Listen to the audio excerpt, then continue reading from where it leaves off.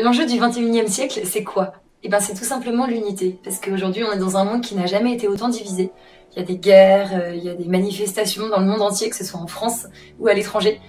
Et pourtant, il y a des gens qui ont le même point commun et qui sont divisés. C'est les chrétiens. On croit tous en Jésus, on l'aime tous de la même façon. Et pourtant, on n'arrive pas à s'entendre.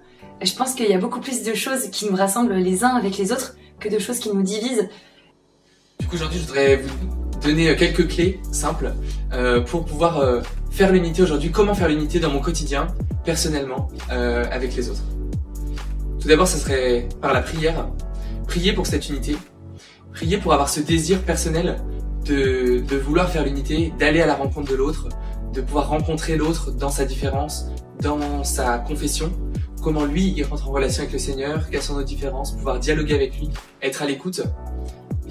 Au final, en quoi l'autre est mon frère? En quoi celui qui est orthodoxe, celui qui est protestant, me ressemble? Et plutôt que qu'est-ce qui me différencie? Et puis il y a autre chose, je pense que c'est important pour pouvoir faire ce travail-là. C'est tout simplement d'aller se rendre aux célébrations des autres ou aux messes des autres pour aller voir concrètement comment ils vivent leur foi et dépasser en fait les préjugés. Et en fait, je pense que c'est beaucoup plus riche et beaucoup plus compliqué que ça. Et surtout qu'on a beaucoup à s'apprendre les uns les autres et beaucoup d'amour à se donner. Et c'est sûrement en se rassemblant, en apprenant à se connaître, qu'on pourra dépasser ça. Et puis je crois que le dernier point qui est important, c'est de pouvoir vivre des temps ensemble, se rassembler, se réunir ensemble autour du Christ, autour de Jésus, pouvoir prier et puis partager ensemble des temps forts.